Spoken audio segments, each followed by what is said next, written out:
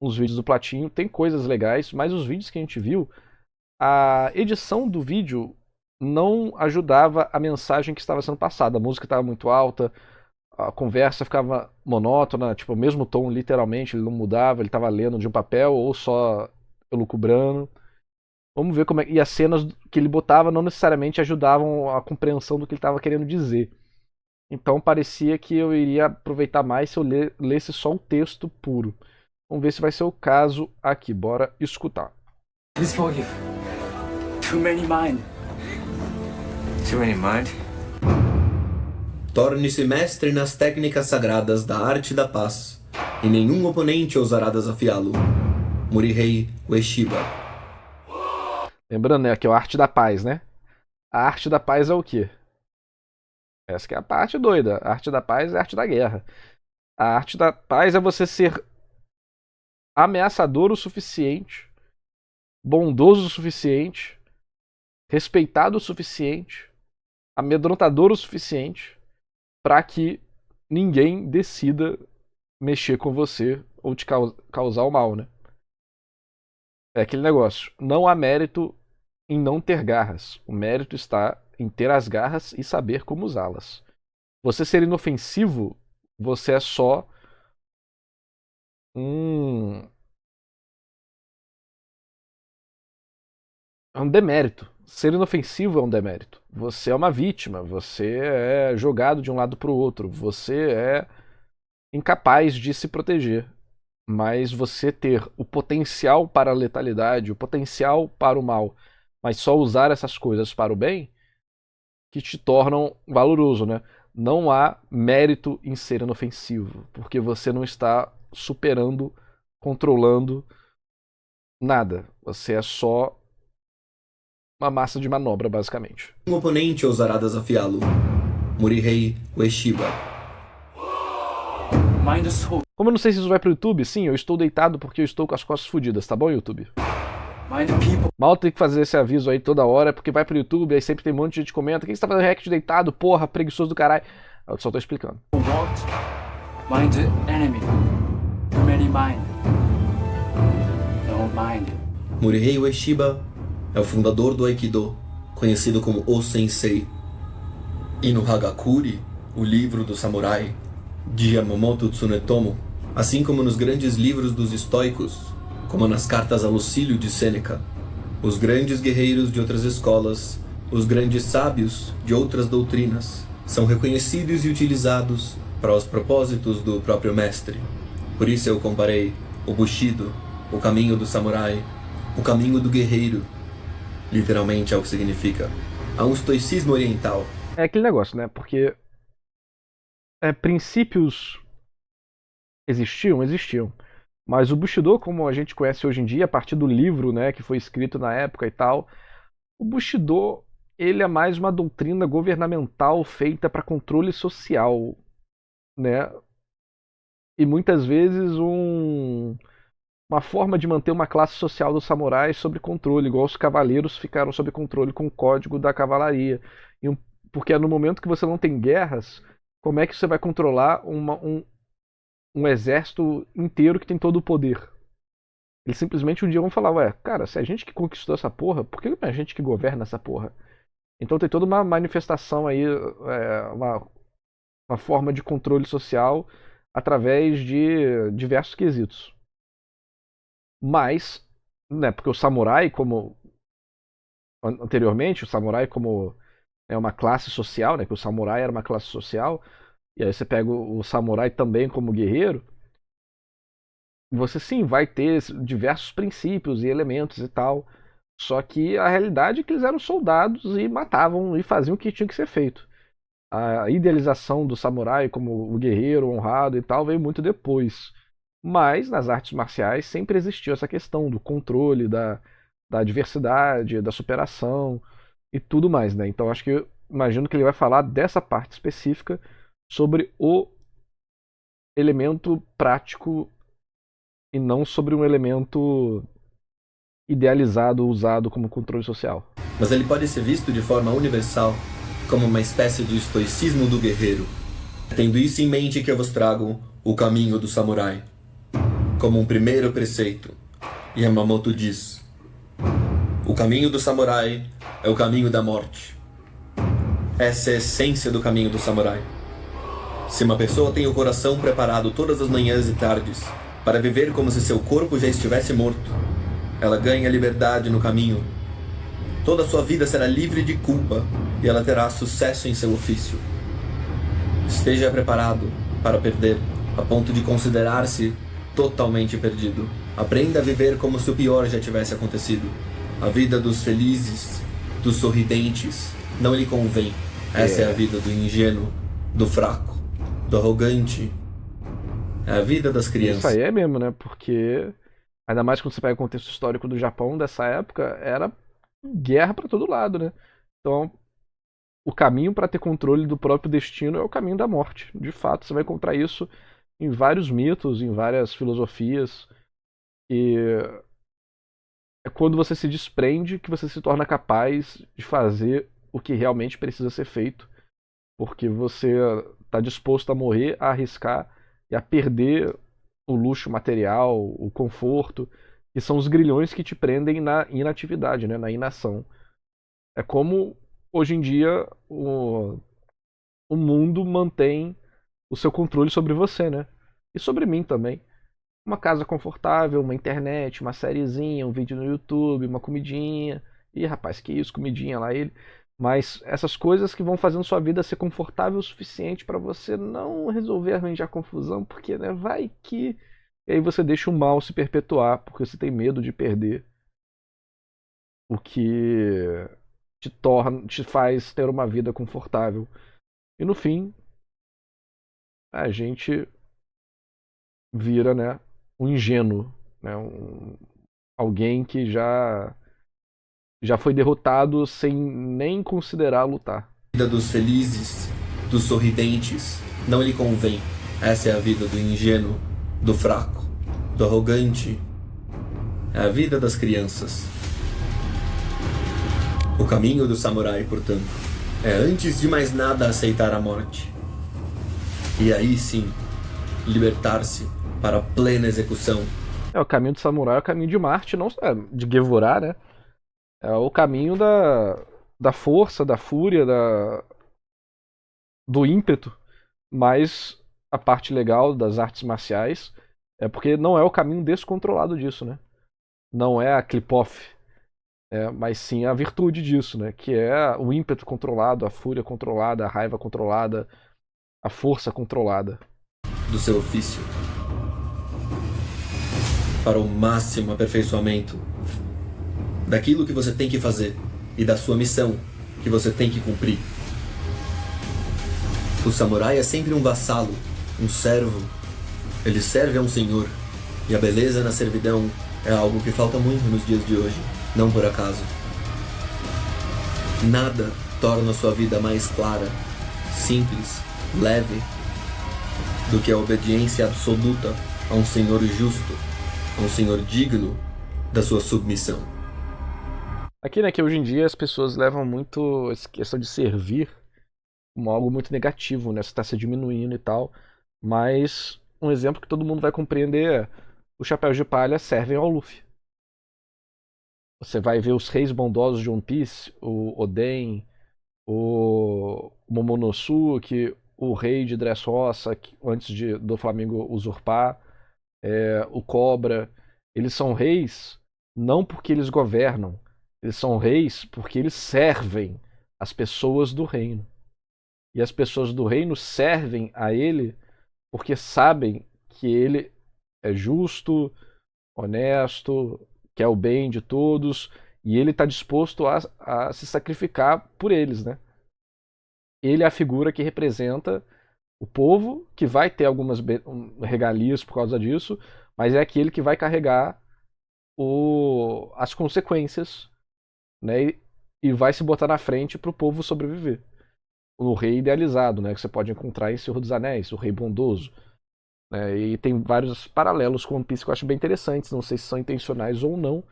Podem ser só questões do Mandato dos Céus, que é a parada chinesa, né? Que fala sobre isso. E também, né? A idealização de arquétipos que existem por aí. Mas é isso, né?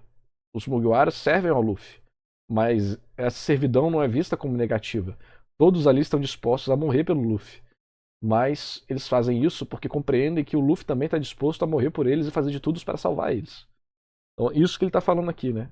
A servidão como... Você vai encontrar isso em várias outras filosofias também que eu não vou ser capaz de elaborar aqui, né? Mas o ato de servir como virtude. Tem algumas coisas assim na Bíblia também, se eu não me engano. E é um elemento de... Como que eu posso dizer? Uma das formas possíveis de você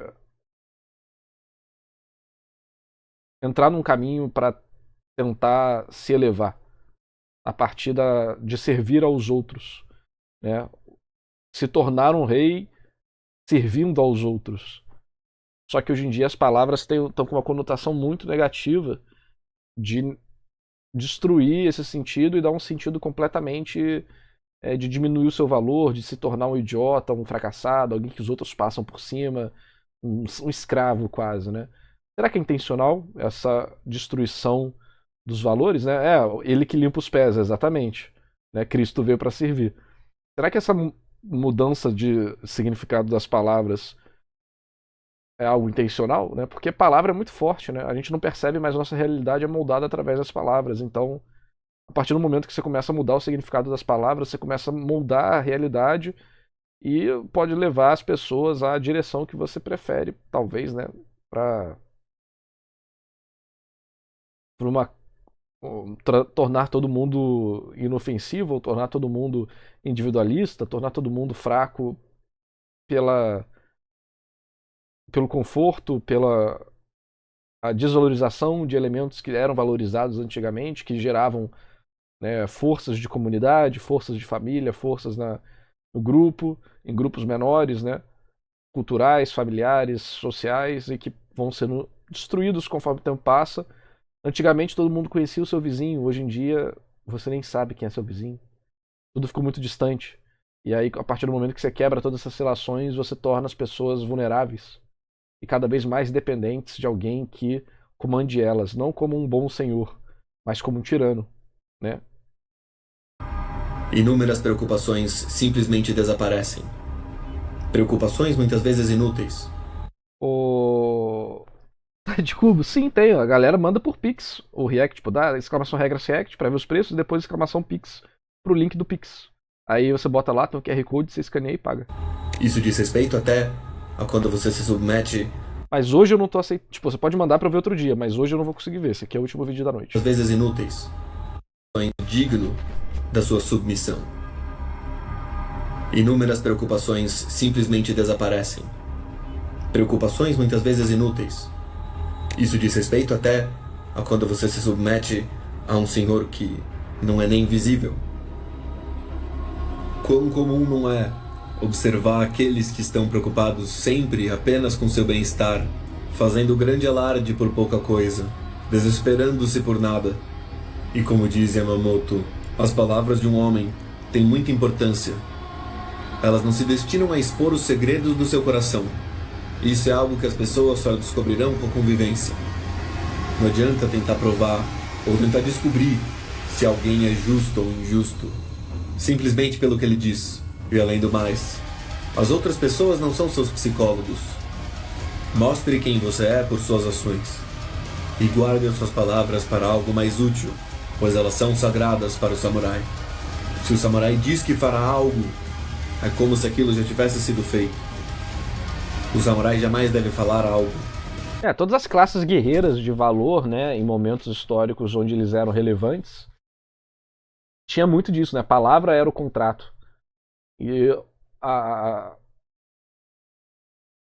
percepção social, a carreira da pessoa, né, era basicamente no papo, né?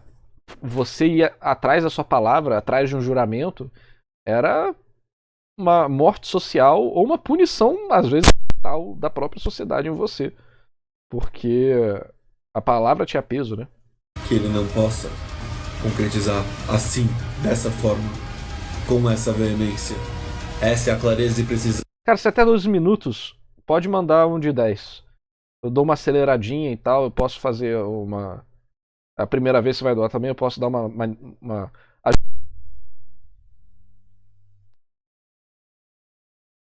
Porque realmente de 12 pra 20 é muita coisa. Então se falar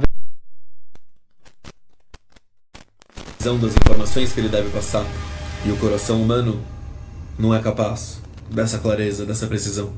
Por isso é bom que o samurai guarde suas palavras e não fale sobre isso. Algumas das célebres frases. mutando o quê? Eu ou o vídeo?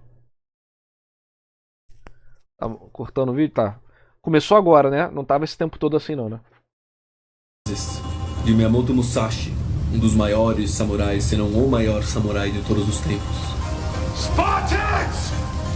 Prepare for glory! Hoje é o dia de sua vitória perante o que você era ontem. Amanhã é o dia de sua vitória sobre os homens inferiores. Você deve entender que há mais de um caminho para o topo da montanha. Se você quer controlar os outros, primeiro deve controlar a si mesmo. Não existe nada fora de você que permita que você se torne melhor, mais forte, mais rico, mais rápido ou mais inteligente. Tudo vem de dentro. Não procure nada fora de si mesmo. Controle a sua fúria. Se você guardar rancor contra os outros, eles têm controle sobre você. Aceite tudo como é. Mas eu tô quieto, continuou zoado? Tá zoado ainda?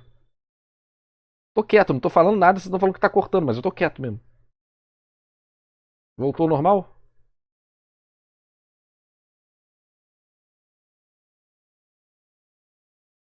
Tá com delay a live. Não procure prazer físico. Em nenhuma circunstância, dependa de um sentimento parcial. Considere a si mesmo com leveza.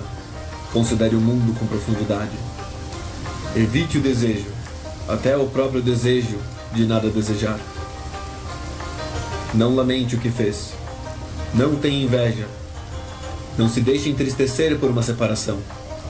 Ressentimento e reclamação são inadequados tanto para si como para os outros. Não se deixe guiar pelos sentimentos de luxúria e amor.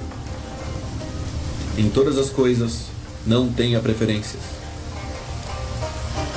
Se você quer a paz, prepare-se para a guerra. O demônio do sexto céu. É o famoso Oda Nobunaga. O fim último da guerra é a paz. Não temer a morte, até amar a morte. É por isso que é tão importante para os guerreiros, para os samurais, para todos os homens de armas e de honra. Acho que isso é uma coisa que pouca gente entende. Que o que garante a paz é a violência. Né? É a ameaça de violência. Porque a partir do momento que você é incapaz de ser violento, você é inofensivo, alguém que é violento vai se aproveitar disso. Então você tem que ter a ameaça de violência o suficiente para fazer com que aqueles que usam a violência de forma errada escolham não usar isso contra você, porque eles sabem que vão ser respondidos na mesma moeda de forma mais intensa ainda. Então aprenda uma luta, vai numa arte marcial, um boxe, aproveite a sua virilidade, a sua juventude, ou mesmo a sua experiência, se você for mais velho, vai, aprenda alguma coisa. Entenda como seu corpo funciona, tenha essa experiência, vai numa competição ou faz um treino livre nas aulas. Veja como é que é lutar contra outra pessoa, o que que você sente, como seu corpo age. Vê como que o treinamento dá fruto, como que do nada o seu corpo reage sozinho, mesmo sem você pensar, refletindo o que você treinou e você percebendo que talvez o seu corpo não seja exatamente, como que eu posso dizer? A gente acha que a gente é uma coisa só, mas quando você percebe que você age sem você pensar, seu corpo luta sem você pensar em como lutar, será que a sua consciência funciona da mesma forma que você acha que funcionava? Sabe? Então, saiba, idealmente, saiba usar armas. Uma faca, uma pistola, um revólver. Saiba usar as ferramentas que podem te prejudicar, para você saber como as evitar e como as counterar, né? Então, a partir do momento que você fica à mercê da violência, por não saber como lidar com ela, você vai ser a maior vítima dela. E isso é uma forma que vários governos usaram durante todas as épocas da humanidade para calar a população e transformar eles em gado. É o que está acontecendo na Venezuela agora. Um ditador prendendo político, prendendo inocente, matando gente, matou mais de 40 pessoas e ninguém pode fazer nada. Por quê? Porque apenas os que usam a arma para o mal possuem a arma. É um debate complexo e tal, tem várias perspectivas sobre isso, mas a gente tá falando da perspectiva filosófica, tá? Sobre o que acontece quando dá merda. Quando a tirania é a única que é capaz de usar a violência, os inocentes vão ser massacrados, né? Então isso são coisas filosóficas que as pessoas tendem a não pensar e que são importantes de você entender. Você precisa saber ser violento para não ser violento, para não conhecer seu pior lado na pior hora e para você saber se defender. Isso você aprende em toda a arte marcial. Você precisa saber quais são as suas reações, como você faz as coisas, se conhecer de verdade. Porque uma coisa é falar, não, eu me conheço, sentado numa cadeira gamer. Outra coisa é você falar que você se conhece depois que você passou por uma situação de vida ou morte lutando contra alguém que estava com uma faca. E aí? Você só fugiu? Você foi pra cima? Você pegou a faca do cara e enfiou no pescoço do cara? O que você fez? Ou você só parou, travou, mijou nas calças? Idealmente ninguém teria que descobrir isso. Mas se um dia for você na situação, e aí? Então, treinar essas coisas em ambientes fechados pode te ajudar a evitar o perigo, porque o ideal é nunca entrar na situação, mas sim perceber que a situação é ruim e evitar entrar nela. Perceber que vai dar merda e evitar a merda. Tem uma parábola do Musashi, que não sei se é real ou não, mas ela ilustra muito isso. E ele era muito famoso já na época, e aí tinha muitos samurais, os espadachins, que decidiam desafiar ele. E aí um dia um cara desafiou ele, e ele falou, tá bom, eu aceito o seu desafio, mas a gente vai desafiar naquela ilhazinha ali, que tinha no meio de um lago. E aí ele pediu pro barqueiro levar eles. E o outro cara tava super ansioso pra luta, eu quero lutar, vamos lutar, isso aqui e tal. Aí quando eles chegaram perto da ilha, o cara já saiu, levantou, pá, esse aqui tava lá, ficou chamando o Musashi. E a Musashi só mandou o barqueiro ir embora. E o cara ficou puto. Falou, você é seu covarde, você não vai lutar? E o Musashi falou, eu já ganhei. Não lutar, você não precisar lutar, você evitar a luta, você evitar uma situação de perigo, você evitar uma confusão, você evitar de passar numa rua perigosa que poderia ser assaltado ou morto, essa já é a vitória. A vitória tá quando você não precisa entrar no combate. Quando você entra no combate, você já perdeu. Aí você só tem que ver se você vai perder muito ou pouco. E o melhor é que você perca pouco. Mas o melhor mesmo é você vencer. Situação de bullying vale para conhecer a pessoa? Em parte, claro que vale. Que é uma situação de estresse, né? Uma situação de estresse, pressão social, pressão física, pressão psicológica. Você é o cara que só abaixa a cabeça com medo de o que vai acontecer? Ou você é o cara que alguém chega pra você, faz um bullying, você já mete um socão nos dentes do cara e foda-se se vai vir mais 4 pessoas te espancar? Ou você é o cara que decide segurar ali a onda e aí quando o cara menos estiver esperando, você vai chegar com um pedaço de madeira e meter na cabeça dele? Quem que é você? Tem várias formas, né, de reagir à situação. Das melhores para as piores, para as mais violentas, para as mais maquiavélicas. Você é o cara que não vai reagir fisicamente, mas vai fazer o cara passar vergonha. Vai fazer o cara. Vai arranjar um jeito de, tipo, esconder a calça do cara na hora da educação física, quando ele troca, esconde a calça dele, o cara fica de cueca pro resto do dia. Enfim, qual que é a forma que você reage, né? É importante se conhecer quando a situação realmente aperta. Esse negócio que parece tão contrário à vida, mas está presente em todos os lugares do mundo, entre os melhores homens. É porque é isso que vence. É porque por mais contrário à vida que pareça, esse amor à morte é uma força de vida. Ela protege, ela cria. A própria honra, que parece tolice a alguns. Para que lutar com honra? Alguns dirão. Se eu posso vencer mais fácil lutando sem. Mas... Esse exemplo pessoal, não. Eu felizmente resolvi meus bullying com porrada mesmo. E aí ninguém nunca mais mexeu comigo. Tipo, é que eu era bem mais gordo. Eu era bem gordo, né? Não bem gordo, mas era gordinho, rechuchudo, né? Só que eu sempre lutei judô e eu cresci pra 1,80, sabe? Com 14 anos de idade. Eu cresci pra 1,80 e parei de crescer. Eu cresci muito rápido. Então, na escola, eu nunca briguei mesmo, porque as brigas acabavam antes. Eu lembro que o moleque tava enchendo meu saco na quarta série, eu lembro disso até hoje. E aí eu dei um Ippon Seoi Inage nele, que é aquela técnica do judô que você joga o cara por cima da sua. Da sua. Não foi essa briga. Eu joguei ele no chão, não sei se foi com o Sotogari, o Tigari ou o Ippon Seoi Inage, porque tiveram outras situações parecidas. Mas esse, eu fiz esse, dei um golpe básico ali do judô no garoto. Só que o judô é uma coisa, você cair no tatame é uma coisa. Você cair no chão de concreto com a força do seu corpo, mais a rotação da outra pessoa te impulsionando, você mata alguém. Quando o moleque caiu no chão no corredor, eu só escutei um tum da cabeça dele, parecia um eco, parecia que tava vazia a cabeça dele. Caralho, o moleque ficou com o olho arregalado, depois ele começou a chorar freneticamente, isso da quarta série, né? Eu saí correndo pra sala de aula, me sentei lá e fiquei, caralho, quebrei a cabeça do moleque. É... Então, essa foi nunca mais aconteceu nada. Eu nem lembro de quem era essa pessoa, pra falar a verdade. Aí depois na quinta série eu mudei de escola.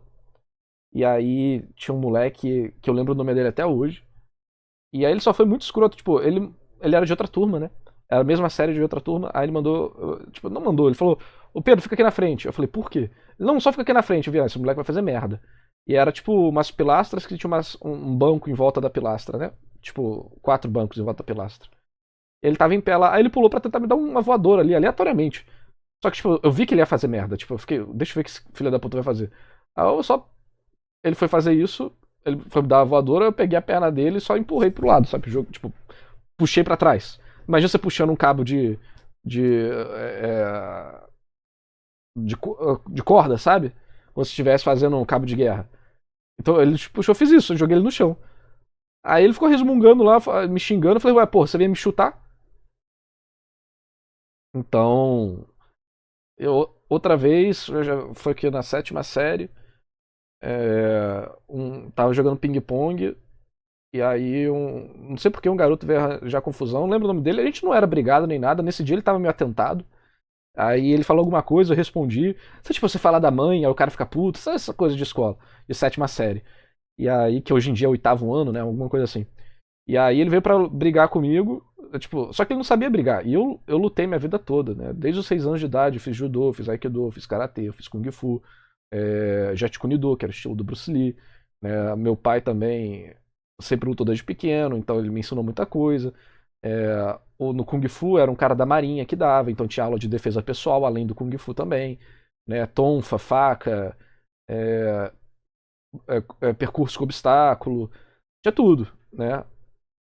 E aí. Ele que dava o Jet Kunido, né? E aí. O garoto veio pra cima de mim, ele não lutava nada, coitado. E aí. Ele foi tipo, dar um soco, eu desviei. Aí. Só que tipo, o cara não tinha base, ele não tava com base na perna nem nada. Eu só peguei e empurrei a cabeça dele na mesa. Né? Aí não foi forte, mas fez um barulhão, tá ligado? Porque bateu na mesa de madeira do ping-pong. Aí. Aí ele ficou mais em choque. Eu não fiz com força, mas ele ficou meio em choque. E aí todo mundo ficou "Aaah!", gritando. Tipo, aí chegou a tiazinha do recreio, tá ligado? Aí todo mundo saiu correndo também. Aí ela me deu bronca depois, falou que tá brigando. Eu falei: "Ó", mas ela me conhecia porque eu era muito certinho, né? Eu não fazia nada demais. Eu falei: "Ó, ele veio brigar comigo e só me defendi".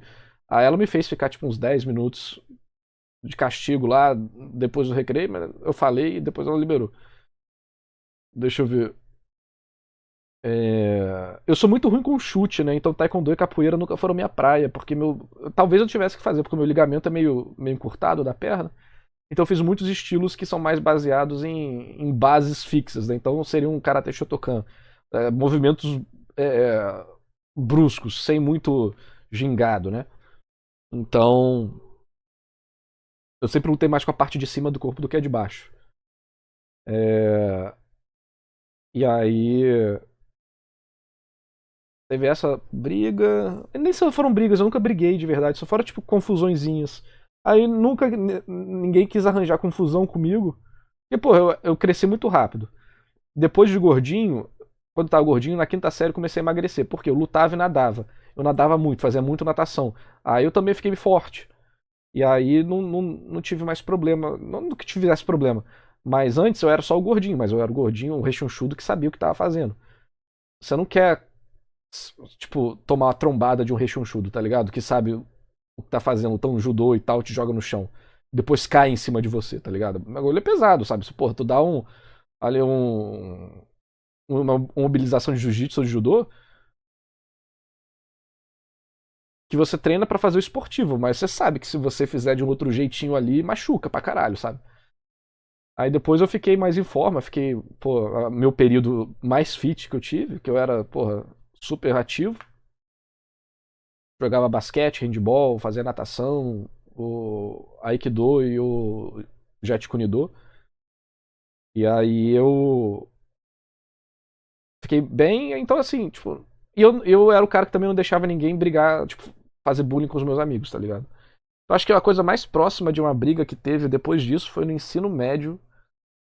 Se tem história que eu vou contar, só que o narrador tá se gabando. Então eu nem conto, sabe? Igual as coisas de. O povo pede história de pegação, então eu nem conto. Porque é só contar vantagem é meio idiota, sabe?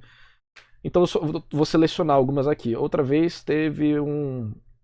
Eu tinha um amigo na escola, no segundo ano do ensino médio. E eu tinha um grupo de amigos. Nesse grupo de amigos tinha um garoto que tem um. Ele é autista, mas ele é autista mesmo. E tinha um outro amigo nosso que era muito estranho. E era só estranho mesmo. Meu grupo da escola era maravilhoso. Meu ensino médio foi American Pie com slice of life de comédia e romance. E eventualmente alguma ação. E aí eu. Esse meu amigo autista chegou assim pra uma garota e falou: Fulano, que é esse outro garoto, que é amigo dele também. Fulano bate punheta pensando em você. E fala, tipo, tava o autista, esse nosso amigo em comum, que é amigo do autista também, e a garota. E aí esse outro garoto que foi a vítima, ele só fez o hã? Ai meu Deus, que idiotice do caralho.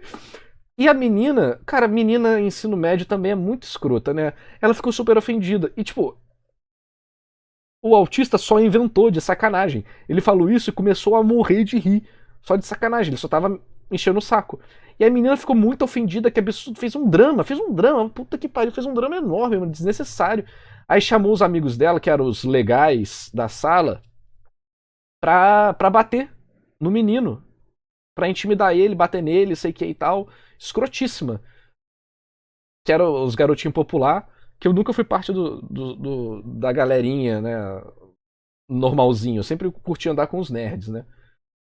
E aí, aí o Nars deu um soco na boca, não fiz isso, cara. Aí os caras vieram pra intimidar ele e tal, no outro dia, né? Aí eu falei, não, cara, o garoto não foi nada disso. O fulano que falou isso de sacanagem, vocês sabem que ele é zoeiro e tal, e todo mundo conhecia ele, todo mundo sabe que ele é zoeiro. Zoeiro, tipo, autista. E ele faz isso de sacanagem, ele fazia coisas pra, tipo, se ele apontasse o dedo pra você e te desse um apelido, a escola inteira ia te chamar pelo apelido. Então tinha uma garota muito chata mesmo. O apelido dela. Ela ficava muito vermelha quando ela ficava com raiva e ela era gordinha. O apelido dela foi o quê? Ela ficava fazendo bullying com esse garoto autista. Ele apontou o dedo pra ela assim e falou: Majin Buu. Caralho, a escola inteira chamava a garota de Majin Buu. Puta que pariu. Ai, ai. E aí. Ai, mano, muito louco. Mas aí, enfim, aí os caras queriam brigar com o garoto, queria bater no garoto. Aí eu falei, cara, não é isso. E se vocês quiserem brigar com ele, bater nele, vocês vão ter que brigar comigo também, porque eu não vou deixar vocês fazerem isso, que é uma covardia que vocês estão querendo fazer. E a gente vai brigar. Aí os caras reclamaram, resmungaram, não fizeram nada. Talvez eles nunca fossem brigar com ele pra início de conversa, só queria fazer isso pra chamar a atenção dele. Mas eu falei, não, cara, o que vocês estão fazendo aí é idiota. Vocês estão querendo fazer isso pra pagar de valentão. E eu não vou deixar. Assim, então eu nunca tive briga porque eu acabei com as brigas antes, que é o melhor que você pode fazer. E teve algumas outras aí, mas eu não vou ficar contando história não, vamos terminar o vídeo. Depois de 20 eles queriam fazer isso só pra agradar a menina e conseguir alguma coisa, sabe? Ela era amiguinha deles também, mas sabe aquelas relações de escola meio estranhas, então? batalhas, 30 batalhas, 100 batalhas. Nars, você era mais quietinho? Não, eu sempre fui zoeiro. Só que eu sou zoeiro responsável, sabe? Tipo, eu avacalhava na aula, mas eu tirava nota alta na escola. Então meus pais não ligavam, os professores gostavam de mim. Eu tenho um monte de história. Já falei da história. Esse autista é o mesmo que passou catarro no cabelo dessa garota do Majin Buu. Eu já contei essa história uma vez, vocês lembram? Que ele tem uma língua aqui, até aqui assim. E aí ele ficava mexendo no cabelo, aí ele me chamou. Já contei essa história, né? E aí ele passou catarro no cabelo dela. Basicamente eu era fodão. Não acho que eu era o fodão. Eu era. Hoje em dia eu sou muito mais. Tipo, se eu. Vamos fazer uma comparação. Se eu na escola era um protagonista shonen, hoje eu sou seinen, cara. Não, mentira, mas eu não tenho mais a vibe positiva que eu tinha antigamente. Isso mudou muito com o tempo, com a idade, com minhas experiências. Lutando sem honra. Não, o autista é o best personagem. Cara, ele já quebrou a parede da escola porque empurraram ele, e ele era gordo e ele quebrou a parede. É, já. Eu já contei uma história do. do John didn't get the job because he's black. Eu já contei essa história aqui também, né? Eu já contei a história do catarro, eu já contei a história da. O que mais? A história do Eu Vou Voar, que ele pulou da mesa do professor. Eu acho que eu já contei a história de que nessa época era uma escola do futuro, então todo mundo tinha um netbook e tal, muitos anos 2010. E aí a gente recolhia os netbooks, né, o notebook pequenininho, botava na mesa do professor depois da aula que a gente terminava de usar. Aí uma garota, ele tava carregando vários, né? Tipo, igual uma pilha de livros assim, né? Uma garota botou o pé na frente dele pra ele cair. Ele tropeçou e caiu. E derrubou um monte todos os netbooks.